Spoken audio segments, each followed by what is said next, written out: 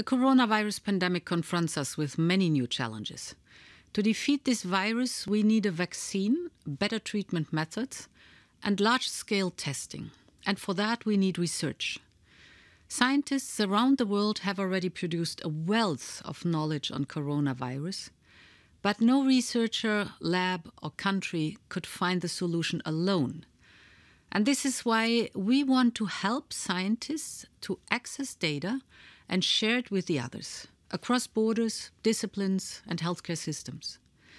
Therefore, we are launching today the European Union COVID-19 Data Platform.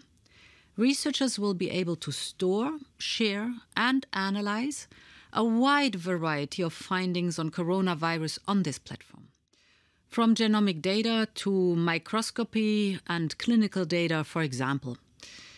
Within a few days, we expect thousands of DNA sequences to be uploaded and tens of thousands of research articles.